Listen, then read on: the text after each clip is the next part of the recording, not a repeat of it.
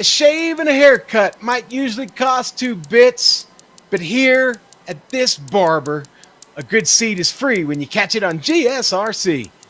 You'll no doubt see a few close shaves with the powerful GT cars plying their trade on this twisty and rolling track.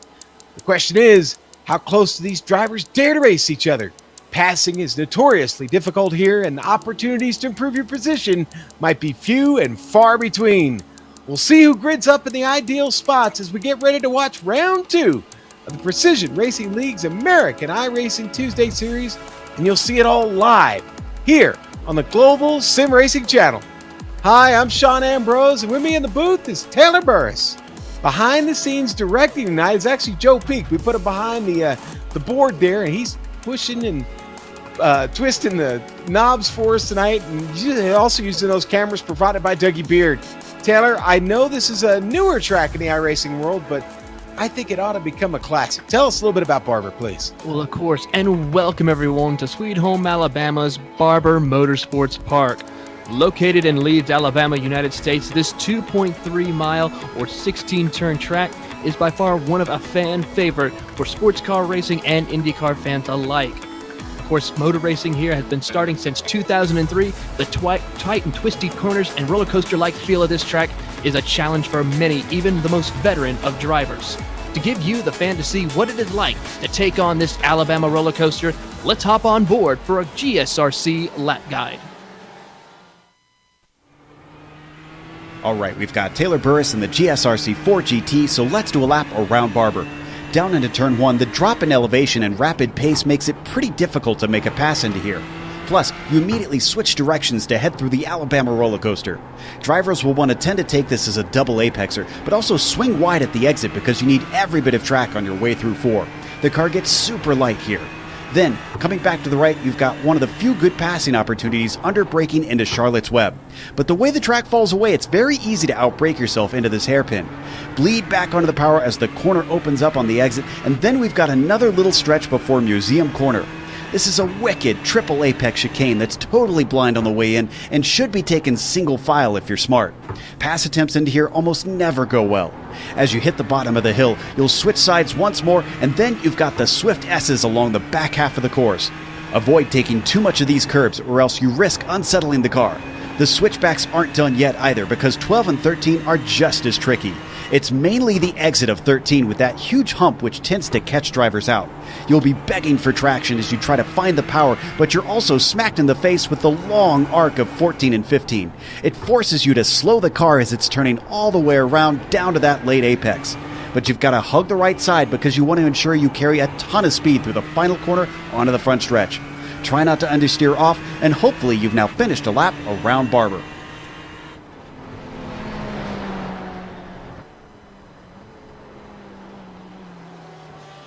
And race fans, that lap guide and everything you see here on Tuesday nights with the Precision Racing League, brought to you by Simulation MotorSports Association. It is a sim racing platform created by experienced racers. Established in 2015, the association is bringing together organizations and communities to further promote sim racing globally. Concentrating on all sims worldwide, they offer a focused opportunity for sim racers to compete with each other. They also provide consultancy services for the growing eSports world.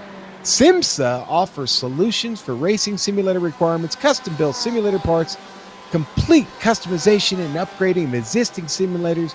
You can find them at SIMMSA.net, SIMMSA.net. And now, Taylor, let's look at those championship points. Let's pull those up here and get everybody where we're at here in round 2. Carl Motive on top here, leading initially, just 4 points ahead of Koriat. And, the Iceman sitting there in third, close behind Simon Avanti. He is there in fourth. And there we go, Francisco Montini. Rounding out your top 5, and that is the driver's standings currently. Now, this is a single-class GTE race, so those are your standings currently. And, you know what, Taylor, we get through the standings. Obviously, the season just fresh upon us. Probably a lot of fresh faces watching this one tonight. why don't we go ahead and look at the Teams Championship real quick, get them familiar with that. Team Bushfink on top right now. Now, they're only 10 points ahead of the Ricmo Tech SimSport team there, SDS Racing team, only 5 points back now. Those three obviously got off to a good start, 4th and 5th. They need a little bit of work here to kind of get back into things. Andy's team, Condor, rounding out your top 5 there in the team standings. And now, Taylor, we can probably talk about the race details this evening. And you can get some of these fans checking in for the first time a little bit familiar with how we do things here in the Precision Racing League. Of course, and everyone, this is round 2 of an 8-race season of season 15. The cars that you see on track are the GTE-based cars, such as the Porsche 911, the Ferrari 488, and the Ford GT. All the races that you'll see here will be 45 minutes, but with one pit stop included. These setups, though, these drivers can make tweaks and tweak on the cars to make the cars setup feel right here. But, of course, the fuel will be restricted in order to have that one pit stop. And then another thing is the incident cap limit, 24 incident points. So that means if you either go off course, hit another car, hit a barrier, that incident cap will keep going up until you hit that mark to where you're then disqualified. So these drivers are going to have to be real careful here tonight at Barber. Oh no, the dreaded DQ. We certainly don't want to find any of those. Well, you know what? Speaking of finding things, if you found us here on the iRacing eSports Network, well, then you're home. Right here, plenty of racing for you, 7 days a week. The iRacing eSports Network, new to the YouTube streaming community, and we're glad to be a part of it here at the Global SimRacing Channel. We're there with several other broadcasters here for 2019, bringing you all kinds of great sim racing here on the iRacing service. Taylor, let's talk a little bit about this track, Barber Motorsports Park, and maybe some of the keys to the race. I know you always focus on those, and we'll let you talk about it a little bit right now. One of the things is, like we were talking about in our intro, this is a major roller coaster type track. A lot of banking, as you see right now with Federico Montini going through the Alabama roller coaster right now. But one thing drivers are going to have to keep their eyes on is that it's very tight. So side-by-side racing, especially going through Museum Corner, drivers are going to have to keep alert to make sure, hey, there's no one on my outside or inside, because that could cause serious incidents. Another point also is going to be making sure of braking. A lot of hard braking zones throughout the area, especially going into Charlotte's Web, that downhill corner. So drivers are going to have to be careful with that and keeping an eye on things. And then, of course, it's a new season. Second race. We had a long time of vacation, 2 weeks off before we get to our current race we were here tonight.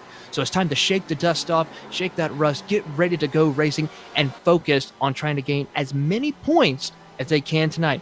A lot of drivers had not so good runs in the first round, so drivers need to be capitalizing here tonight at Barber, or Sean.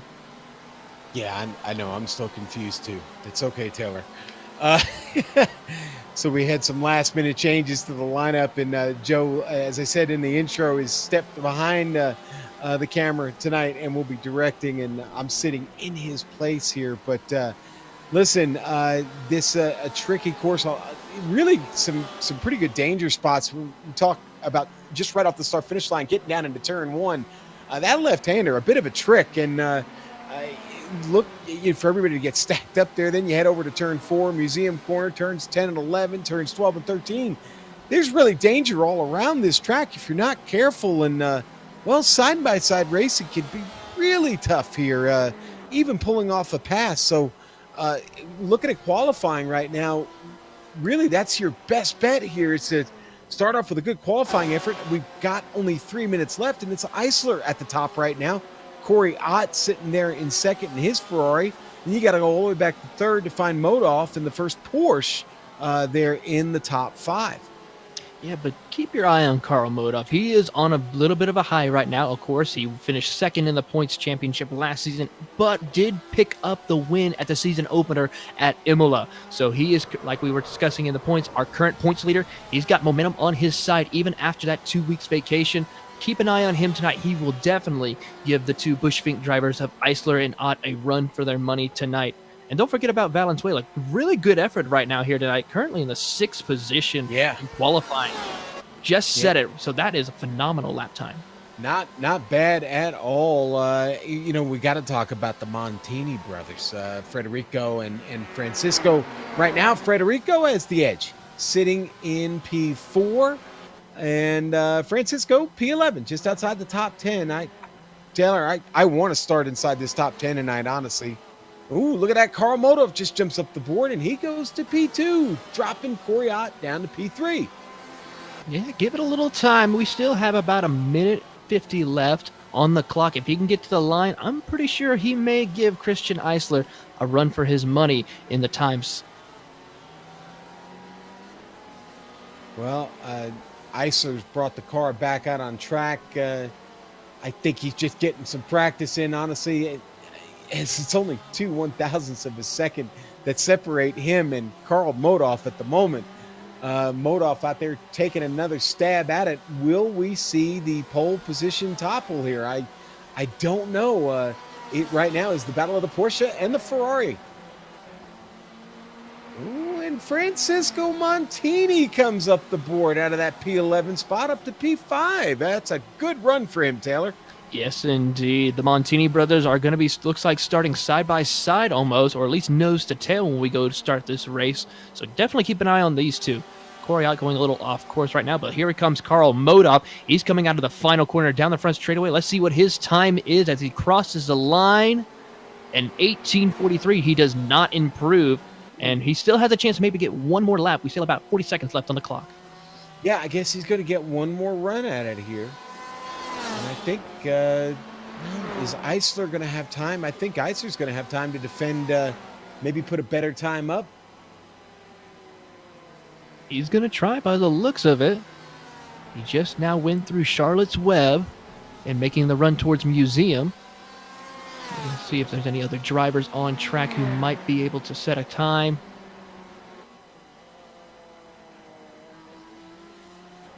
Right now, let's see here. We've got, who's the number 30 there coming across? It would be Takeshi Kita getting one in. Nope, he is pitting. Okay, there's the 5. Federico, he's in. Okay. Carl Modov decides to pull it in. Ellison's coming around to complete his lap. He's currently in P16.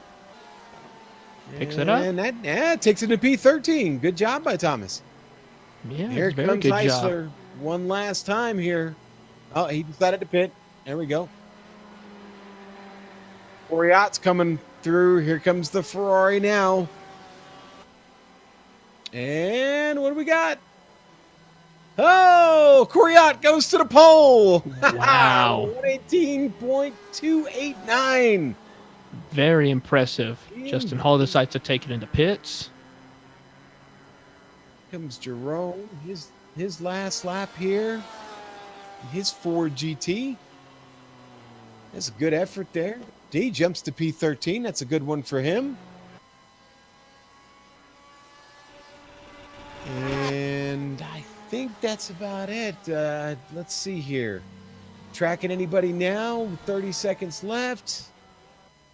I do see Jean-Marc Tremblay out on track, but I don't know if he's going to get to finish this one. In fact, I don't think he is. So let's go ahead and go to the grid here, Taylor. We're ready to go. Everybody's got their qualifying laps in. Most everybody anyway. In fact, all the drivers, all 34 of them have taken a qualifying time. Here we go with the grid on the pole. This evening, it's going to be Koriat just jumping up there on row 1. Christian Eisler rounding out that first row. Carl Modov and Federico Montini. They're on row 4. I'm sorry, on row 2. Row 3 going to be Francisco Montini and Jorge Flores. Row 4, Mike Griffith, Cristobal Valenzuela. Row 5 and starting in 9th, Jean-Marc Tremblay and Tyler Desaubay. Rounding out your top 10, Taylor. Starting in the 11th position will be Lee Lucas, followed by Simon Avital in 12th. Jerome Bufane will start in the 13th position, followed by Thomas Ellison in 14th. Rodrigo Munoz will start in the 15th position, followed by Justin Hall in 16th. Fernando Borda will start in 17th position, followed by Michael Derby. Lyndon Swaby will start in 19th position, and rounding out your top 20, Sebastian Masseri. Okay, and Sebastian looking for a good run out of him this evening. And going back to row 11, it's going to be Leif Peterson.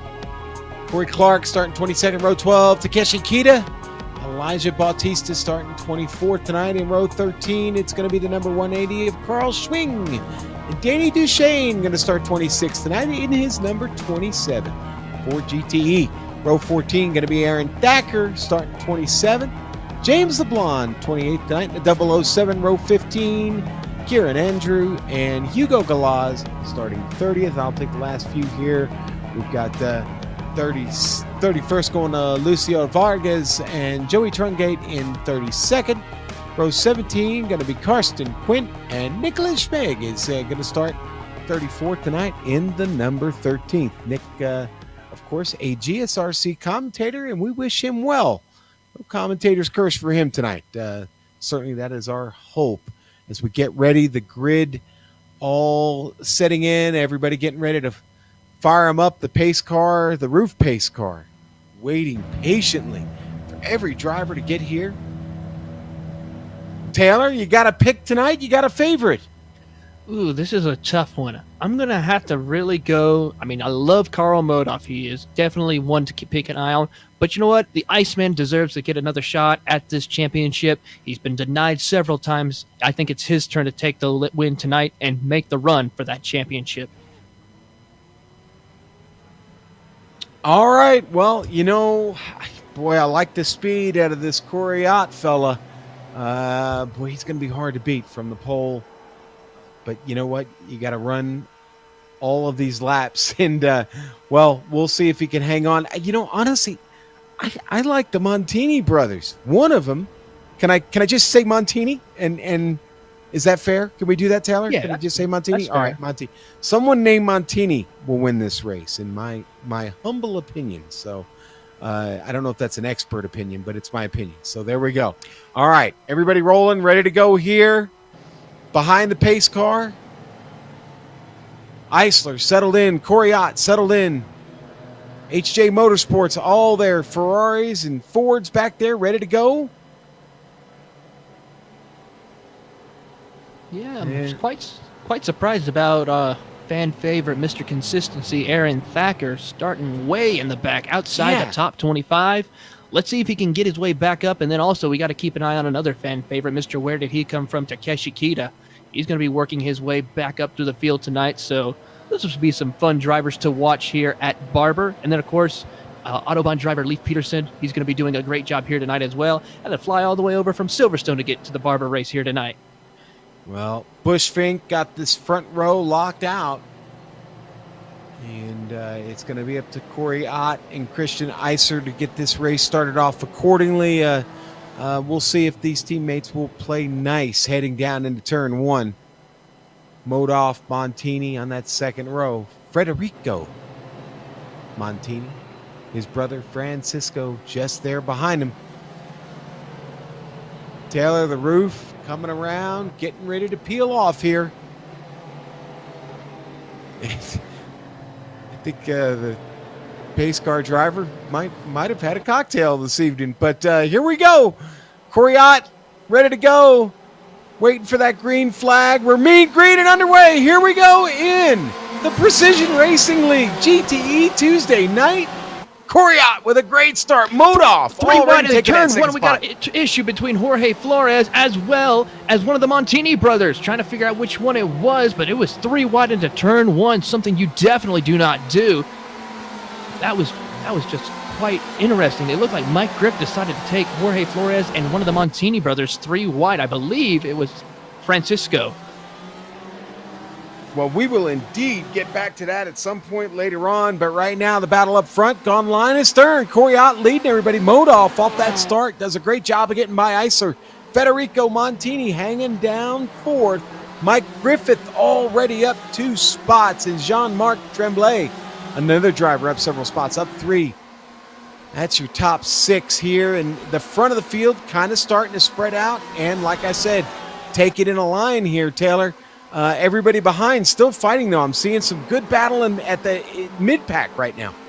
Yeah, there's a battle for right now in between Cristobal Valenzuela, for the 8th position, and Simon Avatal, the Ferrari of the number 23 and the Porsche of the number 333, as they're now making their way through the final corner of turn 16.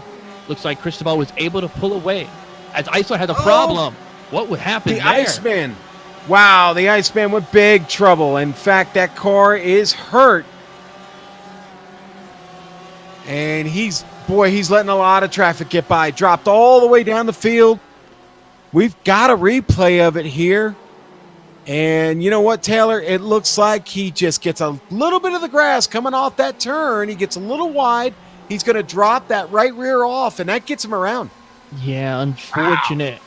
Well, there goes my pick for the night, but Iceman has the grass bit him a little bit too slippery for him. Man, that is a huge mistake. And now Modolf putting the pressure up front on Kvyat.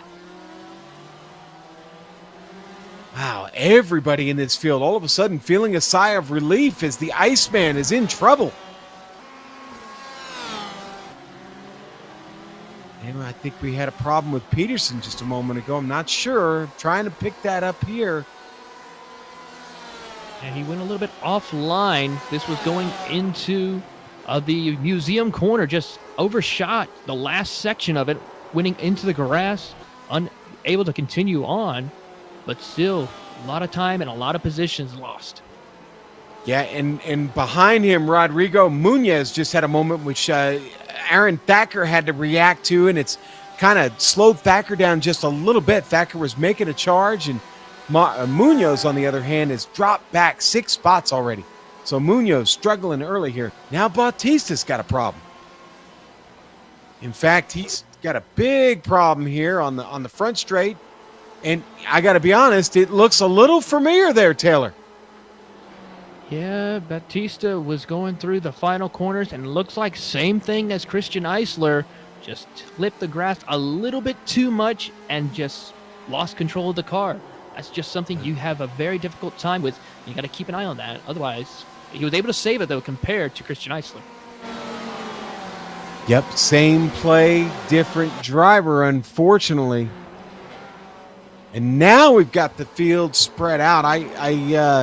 I wonder, should we go back and take a look here at what happened off the start real quick? We can do that, and we'll do it now. Obviously, Taylor, big melee. You said they were going 3 wide. Here it is. Yeah, this was on the start. You see Jorge Flores along with the Montini brother of Francisco, along with Mike Griffith. You see the two going side by side. He looks to the inside. Then Mike Griffith decides to slide his Porsche right underneath. You don't do that here, especially on turn 1. Surprising nobody else got caught up in this melee. And then you see him going 3 wide again and through the Alabama roller coaster. Man, does anybody win a race turn 1, lap 1? I don't know. I've never seen it happen. Back up front, though, Kvyat, Karl Modolf still battling. Modolf has closed the gap. He's riding right up on the gearbox of that Ferrari now. Karl Modolf sneaking around, trying to get right to the back bumper of that Ferrari. They make their way through turns 9 and 10. You got to be careful with that section right there that they just went over. Going over that curb a little too much can cause the car to wash up and go into the grass, which is something you definitely do not want to have happen. Especially we saw what happened to Eisler and Bautista. And, Modolf, I think Modolf playing the long game here. He's not in any big hurry. The only thing he's focused on right now is that rear wing of Kvyat, and I think he's pretty happy to follow here. At the moment, they've dropped Federico Montini, and Mike Griffith left them to their own designs. They've got their own little battle going on back there for P3. Porsche versus Ferrari. Mike Griffith sneaking in right to the back bumper of Federico as they make the run downhill towards Charlotte's Web. Montini has a nice tight line between these two. Mike Griffith, though, closes in the second half of that corner. It's the funny thing with that Charlotte's Web is 2 apexes that you make sure you have to hit in order to get a good run to the run down towards Museum. And drivers, we see Mike Griffith able to pull. Oh, there goes Montini. He gets loose. Oh, hits the grass hard. I think he's going to get a cutting the course for that. I maybe have to slow down just a bit, but what a wild ride for Federico Montini. Really good save. And got a little bit of airtime, too, with that. Wow. All four wheels up off the ground. Here we're going to ride on board with Federico now. Man, that was an adventure.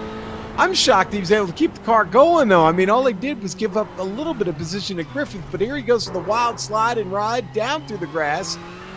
And you said it, Taylor. What an amazing save.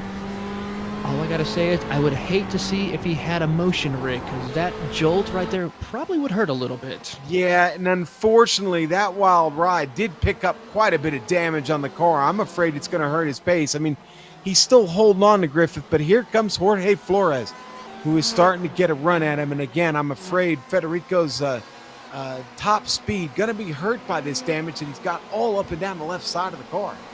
Yeah, it's going to cause a lot of damage to the under tray of that car and diffuser as well. So it is going to affect the aerodynamics majorly, especially on the straightaway.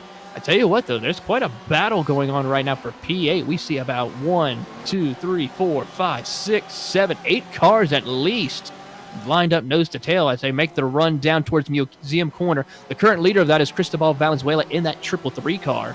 Really good job of him holding off Thomas Ellison and Lee Lucas, as Lucas now takes a peek to the outside as they make the run towards 9 and 10.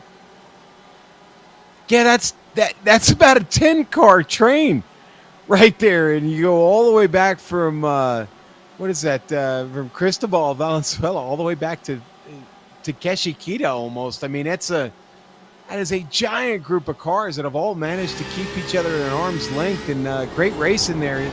I imagine the worm's got to turn at some point. Somebody's got to take one of those positions away, and I'm starting to wonder. I'm seeing a little bit of pressure here from Lee Lucas on that HJ Motorsports car of Thomas Ellison. And you know what, Taylor, I was going to ask you something a moment ago. Why are the Fords struggling here? Our top Ford right now is in P12, Jerome.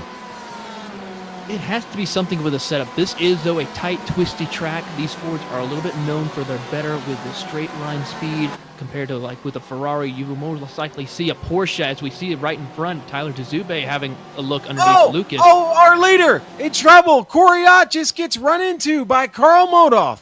Modoff's going to let him get going again, but they were heading into the turn, heading down into the just into turn 8. We've got a replay of it here for you, man. This Modoff just gets in hot. I think he missed the braking zone. He did. He missed the braking zone by quite a bit, plus went over one of the curbings as they see the run now towards the Museum Corner. We see there Corey hits his braking mark, and then you see Carl let off a little bit and then to get back on it, causing contact between him and Corey Corey might, as we get another replay. One more good look at it board. Yep, on board with Carl. We'll see exactly how hot he got in. I think it was a combination of both. Maybe a little bit of misjudgment on the braking in front of him and his line. But he obviously messed his line up there just a bit, going high curve on that. And Carl going to pick up a little bit of front end damage. But as we go back live, it hasn't mattered much. Corey still in lead. Modoff keeping pace with him, though. Modoff let him have it back. But what this has done is this has brought in Mike Griffith. Griffith is part of this conversation now as the top 3 is your battle. Federico Montini and Jorge Flores round out your top 5. They're back. There he goes off again. Modoff goes off again. Exactly, Taylor. Yep, Corey also goes off. He's got to get the slowdown penalty.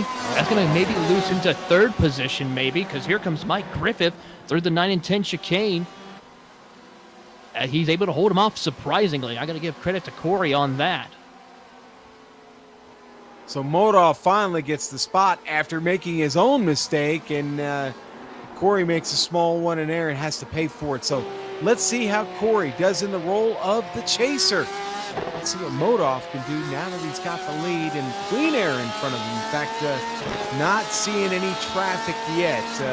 I think it's going to be a little while before we pick that up, but probably Christian Isolette, the lead, is at the back of this field now, Taylor, after rejoining everyone. Yeah, he needs to get back out there to try to gain as many points as he can in order to try and close in Even though he's not going to get a win or a top 5 probably, he needs to stop the bleeding as best he can, currently running in 33rd position. And we've got a couple cars pitting right now, both with damage. Sebastian Maciera, and I believe that was the Ferrari of Francisco Montini. Got to be honest with him, I did not pick up their incident. I don't know where it happened. In fact, I'm not picking it up on my my replay now. Both cars appear to have some damage. I don't think these are scheduled stops. They found trouble on track. No, the scheduled stopping pit road should be open in the next 3 minutes or so to where the pit window should start.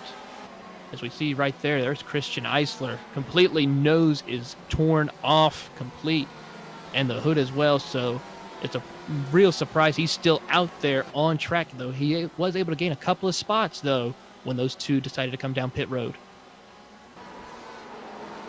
This battle for 11th heating up here. It's the Ford GT, the Porsche. It's a good one now. Jerome got this and had a good race so far. He's picked up a few spots, but Fernando Borda, he is up 5 after starting that P17 position.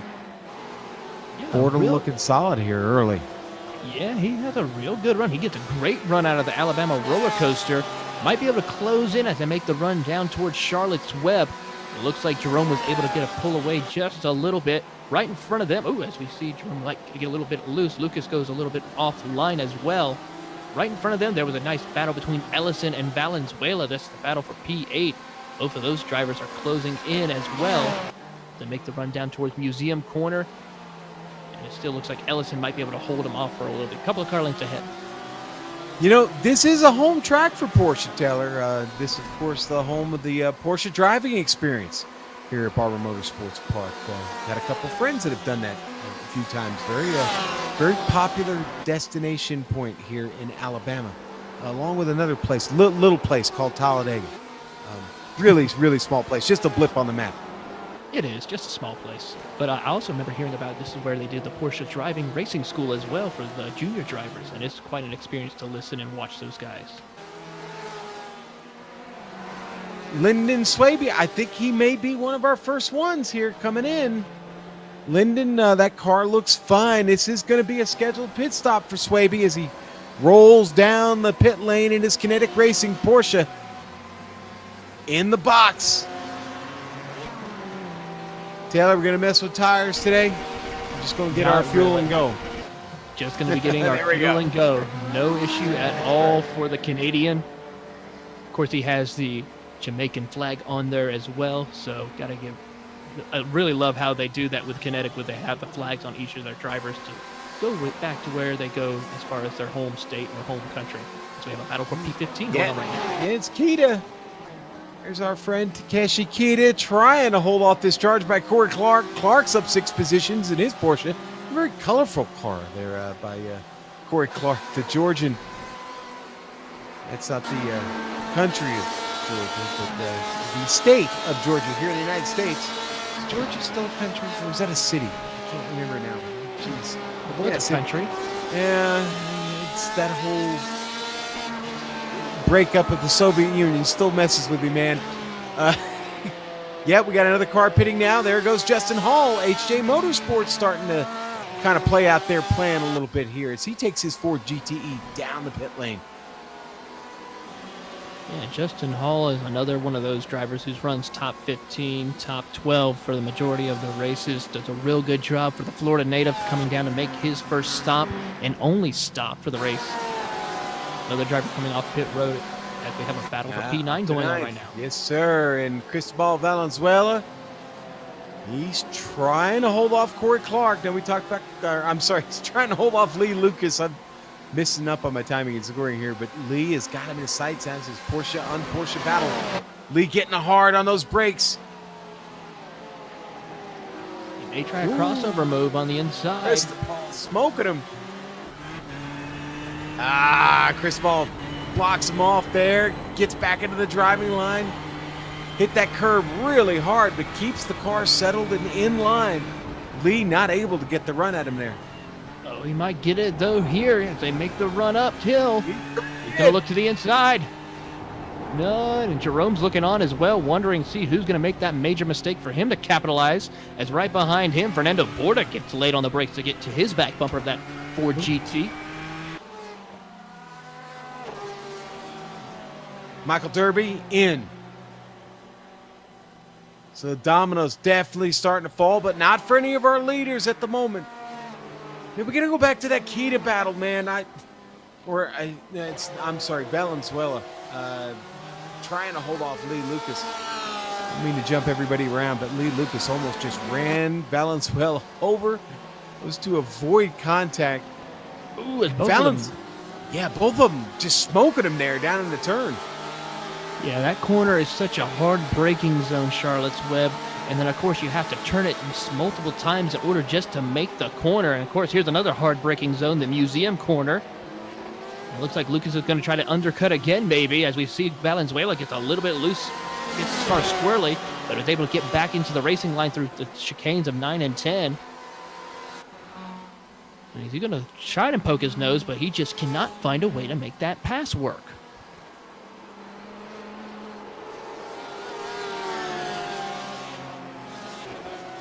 You know, we talked about Lyndon Swaby just a moment ago. Swaby just made a pass on Eisler. Now, we know Eisler's car is damaged, but Swaby, fresh out of that pit stop, it was a close moment for Swaby. In fact, they almost came together, and I think that might have resulted in an ended race there for Lyndon Swaby. He was driving it hard, maybe a little bit too hard, but here's the replay. I just happened to catch this one out of the corner of my eye. Yeah, it's just like poor Christian. I don't think Christian knew he was there, to be honest with you. And I think Swaby realized it, and he almost realized it way too late. All right, back live now. Thanks to our director for catching that one. Listen, folks, the story up front still the same. Karl Modoff still ahead of Koriat. Koriat not been able to take that back. Modoff dealing with a little bit of front end damage. Has been able to keep pace. Of course, back in our last race, Modoff was the faster driver, but you know what? Koriat in a safe position. That gap still just a little over a half a second, so nothing lost, not much gained at the moment. Still about 20 laps to go in this race, so plenty of time in a pit stop still to settle things. The top 23 all still waiting to come into the pit lane, Taylor.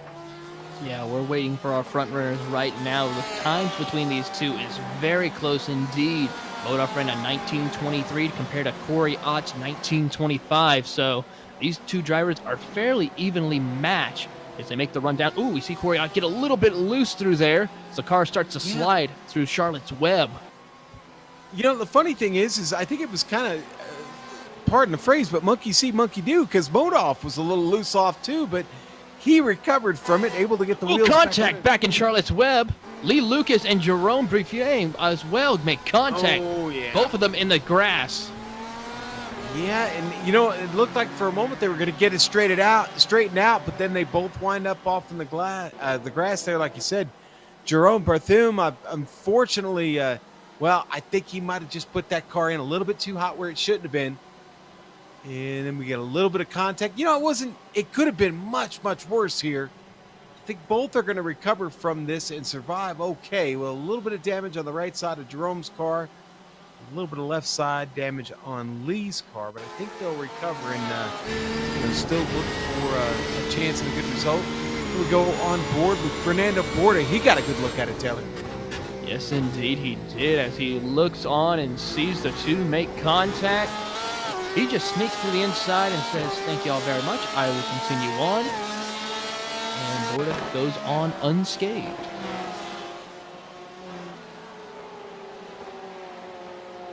All right, good stuff.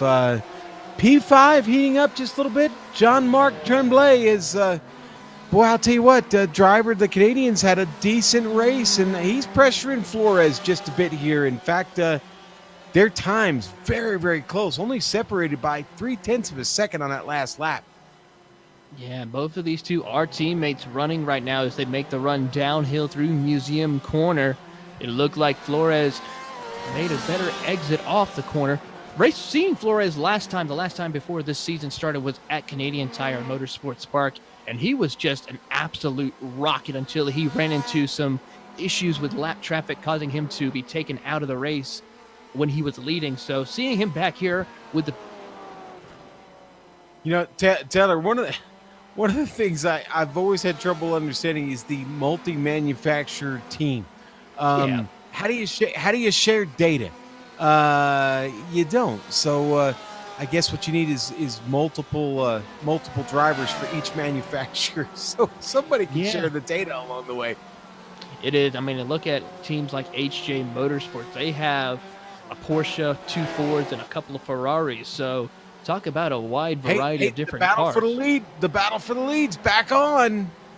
Hey, Corey just stuck his nose. You know what? I'm sorry. My bad. That was Eisler. That was a mix-up of Bushvink cars. As Corey made his way by Eisler kind of gave him a little bit of a fight. It was kind of fun to watch. I honestly thought that was a battle for position there for a moment. Eisler's teammate Corey now behind him, and Modoff honestly has started to drop Corey just a bit, rounding well over a second after those two honestly were nose to wing. Yeah, for indeed. most of this race so far.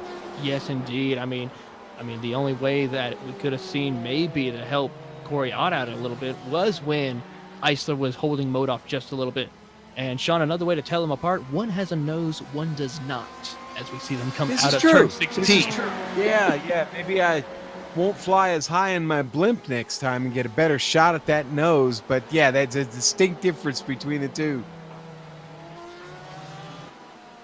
Let's go all the way back to 19th right now. Galaz holding off Carl Schwing at the moment. Schwing almost makes contact there to the bumper of Galaz, and boy, he gets on the binders just enough to avoid that contact. Yes, indeed. Both of them going off as we see Schwing decide to go down pit road. I think that might have been a good call for him after he made that contact. Maybe see if he had any damage as Hugo Galaz gets real loose out of turn 16 coming down the front straightaway. He was able to continue on. Another driver I'm watching right now is Mr. Consistency. He's gained 10 positions here tonight. Started in 27th, now up to the 17th position. He's got his eyes set on Leif Peterson as they make their way down towards Charlotte's Web, and coming out of there right now, he's closing in a little bit on Mr. Peterson. Yeah, I think the pit stop cycles have helped Thacker here a little bit, but you know what? He's had a decent run, and well, it's been quiet. It's been quiet enough that we haven't really talked much about him. I'll tell you what, Leif Peterson just locked him up right in front of him. A little bit more ground gain there for Thacker, and you're absolutely right, Taylor. I think these two are about to hook up if the pit stop doesn't get him first.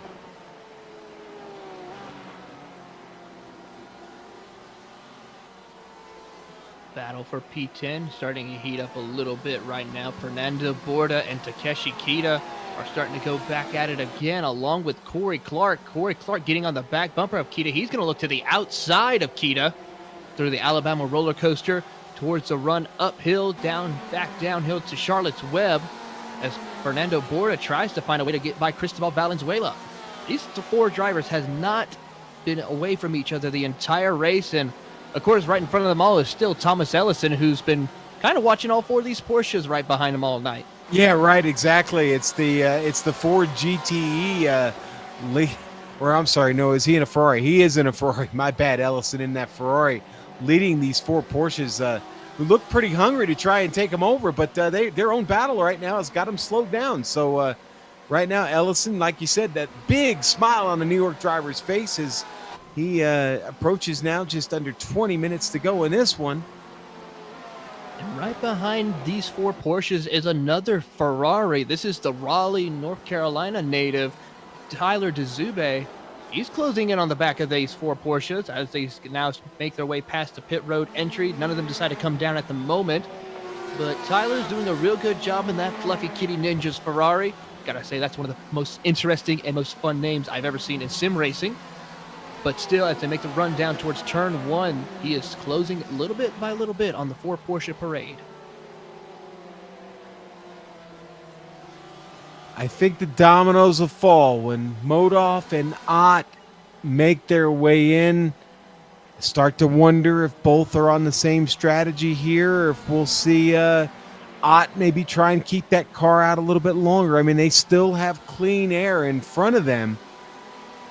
Does Ott sit back there and think maybe he could turn a faster lap or two by staying out a little bit longer on Modoff or following him in?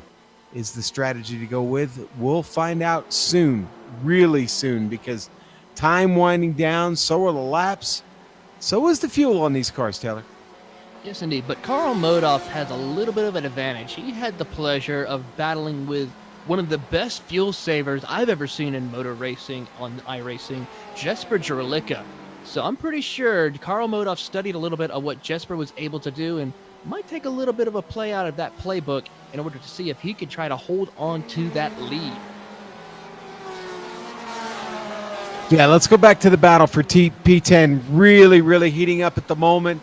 In fact, Corey Clark really trying to get something here on Takeshi Kita. He rode right up to the rear wing and thought about getting around Takeshi. Moved over in his line just a little bit, able to block him off.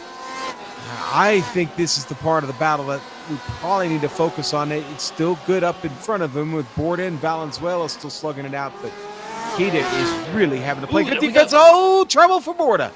Woo, and that's Kita. And that borks Kita, and there goes Corey Clark. And here comes Tyler DeZive as well as we go to the replay. Yeah, Fernando. It all starts with Fernando Borda. He's going to have a big lock up here coming downhill. And that really gets Takeshi offline and off pace. To boot, lets Corey Clark get on by. Corey had been fighting hard. He'll take it however he can get it. Takeshi, unfortunately, losing another spot. That puts him down to P12. But both those drivers, Clark, Kita, up 11 spots. Oh, and behind, boy, Kita almost gets run into as Tyler DeZube heads into the pits. That was a close moment. Yes, indeed. And also some of our leaders are going through a little bit of lap traffic right now. The leaders are just now passing James LeBlanc, the 007 Porsche.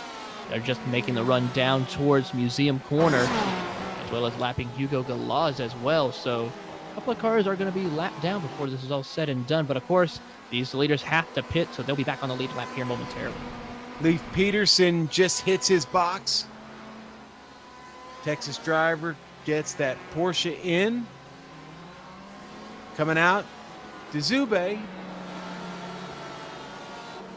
He is our highest pitter now. Let's see, he'll cycle out into P16. So your top 15 still looking to come in. Just 16 minutes left, under 16 now. About 12 laps to go.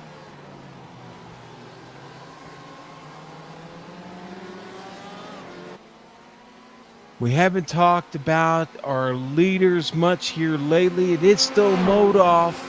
You know, Mike Griffin, we talked a little about him, except for when he caught those two, Modoff and Ott. Griffith still hanging on back there. But boy, they've dropped it by about 7 seconds now at this point. I tell you what, Corey Clark did an excellent save going into pit road. He got it loose going through turn 14, went into the pit road entry, and was drifting it just about through the entire corner before he got into the barrier area of pit entry. Yeah, let's catch this replay here.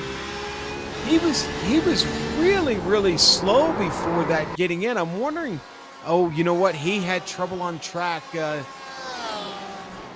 we caught it. In fact, he clips the grass. He's going to get a couple of tires off in the grass, and that sent him spinning. He's got to catch the car. Does a great job of saving it. And a little slow getting back to the pit lane, but obviously it was time for him to come in, and maybe that weighed on his mind a little bit heavy. Corey going to lose a bunch of positions out of that. Our leaders still keep on going. Under 15 minutes left to go. Makes you wonder. I think they might be coming in within the next 2 laps as Mike Griffith comes in. There we go. There's our one third place domino. driver. So probably the next time by, we should see our leaders come down pit Valenzuela. road. Valenzuela and Borda come in right next to each other. And that's it. Everybody else decides to stay out this time around.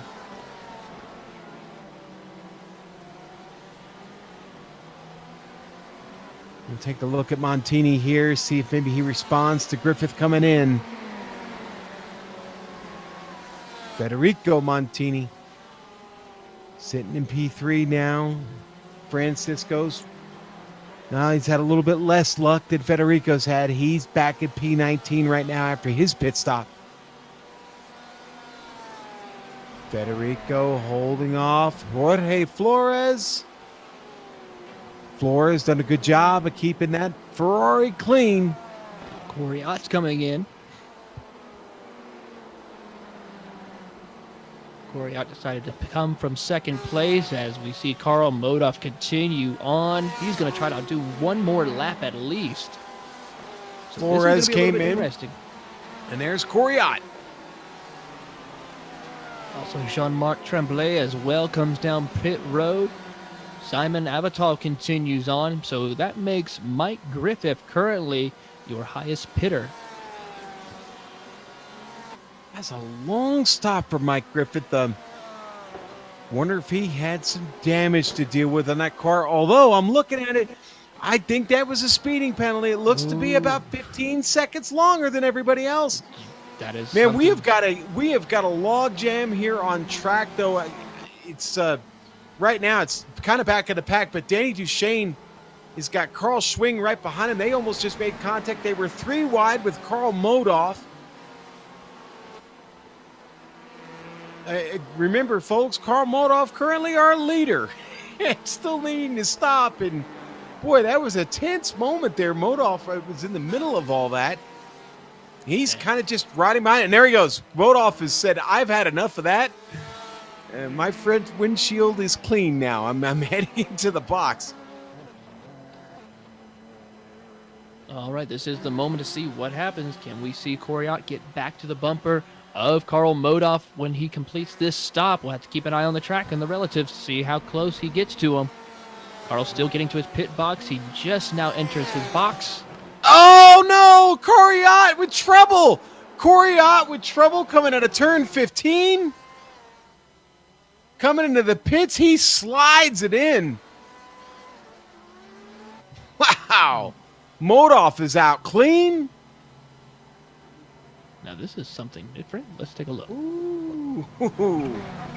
Wow. You talk about coming in hot. I mean, I don't even know if the wheels were down yet, but they he just misses the end of that pit wall.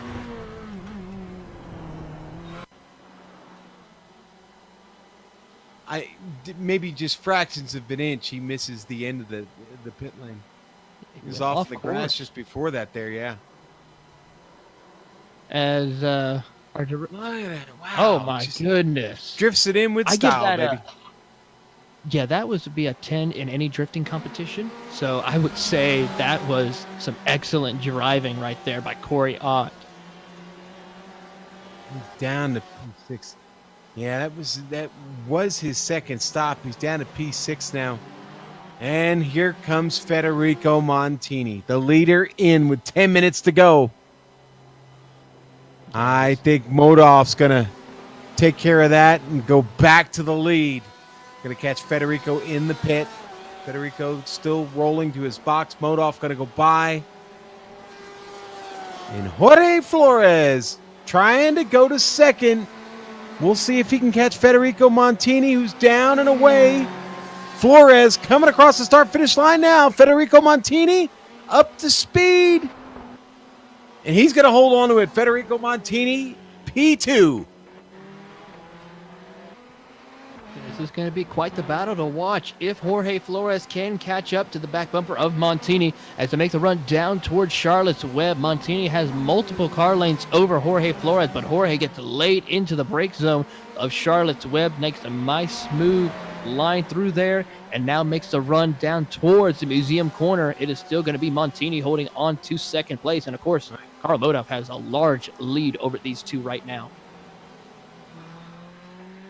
I really think this is put the battle back right now for P5, to be honest with you. That seems like where it's really hustling at the moment. Simon Avital trying to hold off Corey Ott. Ott trying to get back those positions he's lost. Yeah, he's got a lot of work to do and not enough time to do it. Yeah, he really doesn't have a lot of time, does he? In fact, boy, he's well over 10 seconds behind Montini and Flores at the moment, but he is tracking well on Avital. He might be able to squeeze him in going into turn 1 as they're going to turn 15 now into turn 16. He gets right to the back bumper of Avital coming out of there. Going to utilize a little bit of slipstream to get down this short chute of the front straightaway before hitting the brakes right about now into turn 1 and make the run up through the Alabama roller coaster. He's going to look to the inside now. This could be a chance to make the pass, but it looks like he gets the door shut on him. Avital gets right back down on across his nose. What a excellent defensive driving, but Corey Ott is not done yet. And right behind them is Mike Griffith. He's gotten into the picture now. He's going to look to the inside as we see Avital getting late on the brakes. A little contact. Mike almost went over there. We've seen Mike in some hairy situations starting on lap 1, and he is not done yet. He's going to give Corey Ott and Simon Avital a piece of his mind right now. It looks like Corey's got a chance now. He's got a nose. Ooh, gets loose, though. Has to back off. I told you this is where the battle went. We went back to P5. Ott driving with that chip. He's on the chip, baby. Trying to track down Avital, get away with a pass. We talked in the pre-race about how tough it is to pass here. And Simon Avital definitely showing why. Mike Griffin back there trying to stick his nose in. You saw that, didn't you, Taylor? Yes, he did. He had to check up because he knew he could have probably cut the nose off of his Porsche. He's now going to look to the inside down the front straightaway. Now slip back into line. It's the brakes now. Corey Ott, the Australian New Zealand club driver. Ooh, gets almost right to the back bumper. Makes contact with the Canadian of Simon Avital. Through the Alabama roller coaster they go. Griffith gets a great run. He's going to try to look to the inside now and to make the run to Charlotte's Web. Corey Ott also going to look to the inside of Avital. Who's going to be the bravest one out of 3 of them? Oh, boy. I think that Corey Ott is going to be the bravest. Avital kind of decides to move over there a little bit, maybe try and fight back another day here. Corey fought hard, finally takes the spot. Now Avital got a mirror full of Mike Griffith. Yeah, Mike Griffith is going to be all over the back bumper of that Ferrari through the 9 and 10 chicanes. Gets a little bit wide, as well as Avital. He gets a little bit of the grass, making the run towards turn 11 and 12. He's backing off just a little bit, but gets a great run on the uphill section. Through turn 13 and 14 they go. Gets into the grass even more. He's got to be careful not to get, he loses the car a little bit. And we're rolling up on Bautista here. Bautista got decisions to make, and he's going to just get out of the way. Let these two continue to fight. Avital, tell you what, nothing to be sorry about for that Canadian. He has had one whale of a race, up 6 spots here, fighting for the top 5. Corey Ott not exactly running away yet, but Avital still makes a mistake every now and then. It's costing him. Mike Griffith right on his tail. Griffith looking, and nothing here yet. Can he get this sorted out before the turn? He's going to go around the outside. Avital's going to let him go. Yeah, I think Avital realized the situation. He knows Mike Griffith is a lot faster than he is. Lets the Pennsylvania driver go on through. All right, let's move up the field just a little bit. Jorge Flores trying to hold off Federico Montini and Jean-Marc Tremblay. They're all very close here. Let's face it, Karl Modov 15.5 seconds ahead of him. He's checked out on the field. He's just got to hang on for another 4.5 minutes. But Flores, Montini, and Tremblay all battle out for trouble in 9 and 10. Justin Hall and Lee Lucas make contact as Lucas is able to continue on. Justin Hall is turned around. He's going to try to get the car straight now. Paul's going to lose it. He's going to hit the curb. He hits that inside curb on the left side. Going to ride up on it. Over. The car gets loose. That could have been a lot worse between these two. It's a little hard right now to see in the trees. And then you see right there goes Justin Hall. He gets it loose after hitting the curb. Lucas makes contact with him. Still able to continue, and Swaby was able to get by with no problems at all. Yeah, and it unfortunately cost Lee some really, really good spots there as we go on board with him. The contact wasn't horrible. Not a lot of damage from it, but it's the positions lost that Lee had to deal with by getting slowed down. You're going to see the train come by him. Jerome Berthune, Takeshi Kita, Francisco Montini all roll by. He drops 3 spots there. Yeah, Takeshi Kita's in a really good battle with Jerome, as well as Francisco Montini. As they're making them run down Museum Corner, Montini gets a little bit late on the brakes, has to cut the course almost. He might have to take a penalty. But Takeshi Kita's all over the back bumper of that Ford GT through the 9 and 10 chicanes they go. Almost loses the car a little bit.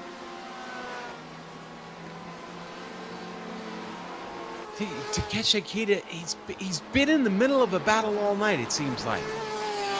Some real good ones. But it's yielded for him right now is a P15 spot. Seemed like with all the battling he's been doing, he'd be better, but now he's making a move on Jerome. As Jorge Flores is in second position. No, Flores has had a spin. I think we're going to pick up that replay now. In fact, we are.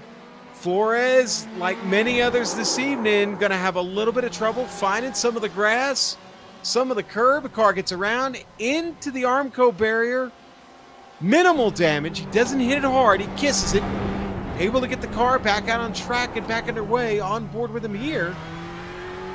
He's just going to swing it out a little bit too far to the left here, Dell. Yeah, a little bit of a bobble there in a turn, yeah. Wow. That's going to drop Flores back to P4. Federico Montini still hanging on to that second spot. But now Jean-Marc Tremblay, another Canadian. Now we're talking about him, and we're talking about a podium, a possible podium. If he can just hang on here for another minute, just over a minute and a half to go in this race. 2 laps at the line. The Hispano-America Club driver versus the Canadian. Porsche versus Ferrari. Through the Alabama roller coaster they go again. Federico doing a really good job, unlike his brother Francisco, who's had a little bit of a rough night tonight, but still is able to overcome adversity. Federico carrying the flag for the Montini brothers here tonight at Barber, but still has to worry about Jean-Marc Tremblay. Through Charlotte's Web they go again. They have to go through there at least one more time. And, of course, Carl Modoff, he's in his own zip code at the moment. Yeah, and we'll pick Carl up in a moment, but it's P4 right now that is not settled. I think Coriott's got a shot at Jorge Flores here. Flores, of course, trying to hang on. But Coriott, Mike Griffith, of course, Griffith has had pace all night. I don't think this is done yet. When they get to the line, it'll be 1 to go. They'll grab the white flag. Flores focused at the moment. Oh, we got a car off right in front of them. That looks like to be Joey Trungale. He's able to go off course, no problem at all. They continue on. Corey Ott still trying to find a way to get past Jorge Flores. White flag this time by. Modoff picking that white flag up. Federico Montini still trying to hold off Tremblay, but this battle for 4th continues. Flores, Ott, Griffith. And Griffith really pushing back there. You can see him. That black, white, and red Porsche. Just driving the wheels off it. Smoking the brakes at every turn. Coriott sends it in deep. Not deep enough, though, as Flores gets a great exit.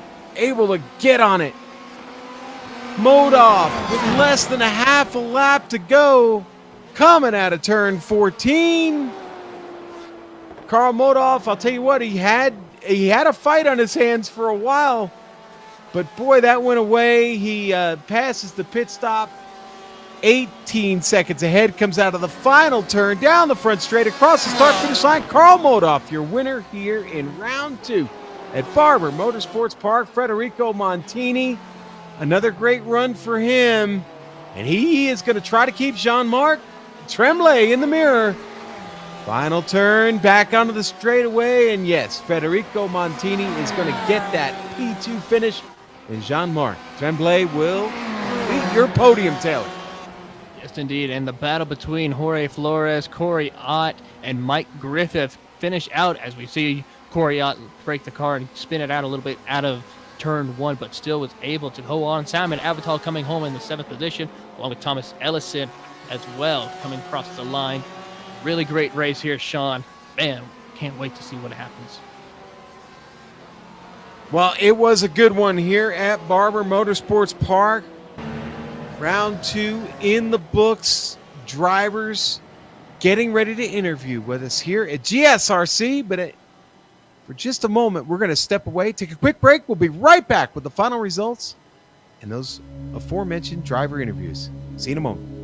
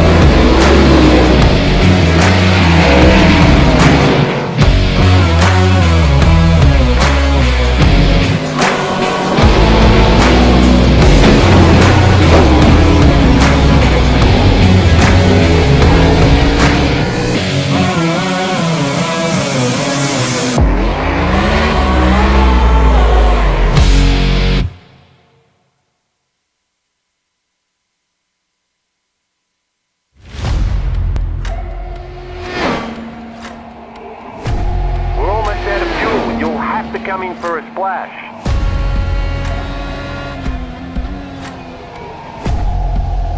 Three, two, one, now.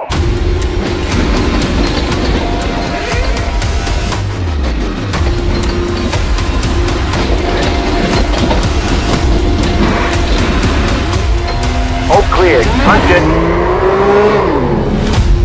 Great job, you did really well.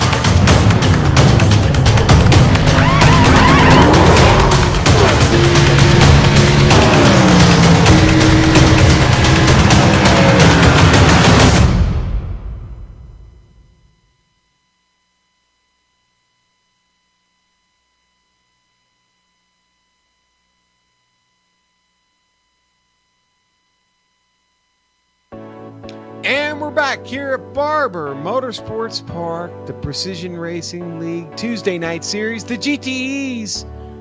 Getting things done here this evening, and here are your results. A great one in the books indeed. Karl Modoff with a big win. He'll do it 19 seconds ahead of Federico Montini, who had a great run of his own. Jean-Marc Tremblay, third place for the 927. Jorge Flores, a fourth place run for the 929. Couriot makes a mistake. It costs him. He'll drop to P5 because of it. Mike Griffith, hard driving all night for the number 117. He'll finish sixth. Simon Evital, that's number 23. He'll finish seventh. Thomas Ellison in eighth this evening. Cristobal Valenzuela, a ninth place run. And Fernando Borda going to round out the top 10, Taylor. Yes, indeed. Finishing in the 11th position is Tyler DeZube, followed by Michael Derby coming home in 12th position. Lyndon Swaby will come home in 13th position, followed by Takeshi Kita. Francisco Montini will come home in 15th, followed by Lee Lucas. Jerome Butnay will come home in 17th, followed by Corey Clark and Justin Hall. Rounding out your top 20 will be Rodrigo Munoz. All right, and we'll drop down to 21st place now, Taylor, and there you find Aaron Thacker. Thacker, he was consistent, but it's only good enough for 21st. Lucio Vargas, a 22nd place run for him. Carl Schwing, 23rd. 24th, go to Danny Duchesne. James LeBlanc, 25th tonight. 26th for Lee Peterson. Curlin Andrew, 27th place run. 28th goes to Christian Eisler. Trouble early. Knocks the front end off. Can't recover from it. He'll finish 28th tonight. A tough run for Eisler, but he does finish the race. Hugo Galaz, 29th. Karsten Quint, 30th. 31st, going to go to Elijah Bautista. And then we got 32nd. 33rd is going to be Joey Trungale and Sebastian Maciera. Nick Schmegan didn't get off the start. Trouble for him early. Finds himself rounding out the 34-car field. And you know what, Taylor? Lots of excitement tonight. Great race. Round two, a good one. This track, though, it claimed its victims along the way, didn't it? Yes, indeed, it did. A lot of drivers, especially some heavy hitters in the points, took a very deep nosedive here tonight. So they're going to have to make sure they rebound when we go to Watkins Glen next week. Yeah, and of course, we head to Watkins Glen. The familiarity with that course, well, let's face it. If you haven't figured Watkins Glen out, then you haven't been racing much on the iRacing service. It's been around for a long time. But, Taylor, will that bring out an even bigger field? I mean, that's what you've got to ask yourself. In a big field at Watkins Glen, well, that can mean trouble. There are a couple of spots where, well, let's face it, getting up through the S's, big fields don't generally do well through the S's, heading up to the back straight there. No, indeed. And you think that Barber Motorsports Park was a tight course. Watkins Glen, it's way more tighter and way more difficult for passing opportunities. So these drivers are going to have to make sure they are focused, have that car tuned right in qualifying in order to have the best starting position for them. And of course, if I remember correctly, a couple of seasons ago, lap traffic was a major issue for those drivers as well, to where it even cost the top three even major implications for them, where it cost them even wins and even finishing the race.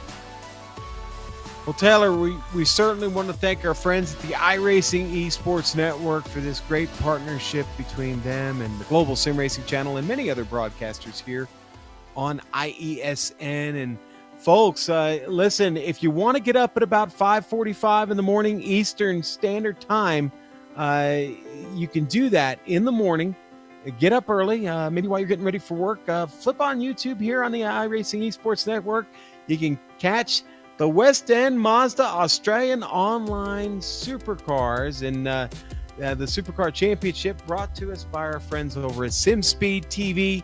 They've got you covered, and like I said, that's an early start here in the States for us at 5:45 a.m. Eastern Time. Listen, lots of people to thank. Oh, and you know what? I think, actually, before we thank anybody, I think we might have an interview here. I think Jean-Marc Tremblay has come by to visit us. Maybe we could take a stab at trying to interview him here real quick.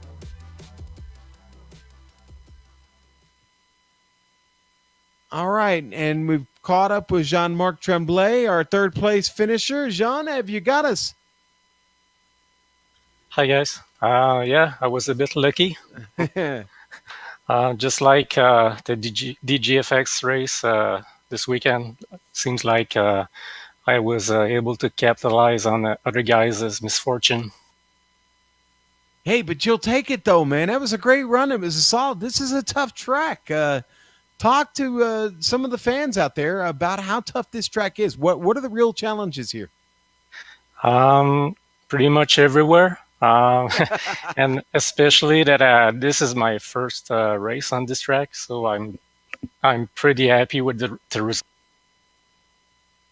Yeah, we're pretty happy with your result too, being this was your first race on this track. Man, you got it sorted out. That Porsche looked good tonight, and you're going to get a nice shot in the arm here in the points. It's early in the season. We head into Watkins Glen. You got to take advantage of this opportunity. You're going to be there next week. Of course, yeah, I'll be there, and me and my teammate. Unfortunately for him, he looks like he got a little bit of light at the crest there, but he did recover and finish behind me. So we'll try to have a good show next weekend, next week. Well, congratulations on your P3 tonight and finishing on the podium. Anybody you'd like to thank, Jean-Marc? My teammates at SRT for giving me a great setup, and yeah, thank you to you guys for broadcasting. All right, and our thanks to Jean-Marc Tremblay coming in and talking to us real quick. But Taylor, that's all we got time for this evening. Lots of people to thank, especially SIMMSA, SIMMSA.net, Simulation Motorsports Association. Find them on the web again at SIMMSA.net. That's SIMMSA.net. Of course, the Precision Racing League for choosing to fly with the Global SimRacing Channel. We thank them, and we'll be back with them Thursday night in their Radicals, and we'll tell you about that in a moment. But we want to thank the companies that provide the software and hardware for our broadcast, and they're listed on the screen for you right now. We want to give additional thanks to Eric Ekholm and June Lalonde, who provide our wonderful music. See the screen for how to get a hold of more of their great work. Thanks today to Taylor, to Joe, especially Joe, for having to do this change up last minute, and of course the great Dougie Beard. If you'd like to find out more about GSRC, including upcoming races, you can find it at at globalsimracingchannel.com. Don't want to throw any extra words in there. Or you can check us out on our social media accounts. Of course, we're on Twitter at GSR Channel, Facebook. You know what? If you just go over there and type in Global Sim Racing Channel, you'll find us. I promise. Find us on Instagram at GSRC_Graham. Now, we'll be back with the Precision Racing League American iRacing Thursday series. That's the Radicals. Yes, the SR8 Radicals. And we're at Tsukuba, the 2000 circuit, the complete 2000 circuit. That's Thursday night, 9 o'clock Eastern Time, back here on the iRacing eSports Network. All right, now the next race for the Precision Racing League Tuesday night series, the GTEs, well, we talked about it. We're going to be at Watkins Glen. They've thrown in the boot. That's next Tuesday, January 15th, 9 Eastern. We'll see you then. We also have upcoming races for other series listed on your screen. Check those out. Mark them down on your calendar. Race fans, thanks for tuning in tonight. We really appreciate you. But until next time, race clean, race hard, and we'll see you on the track.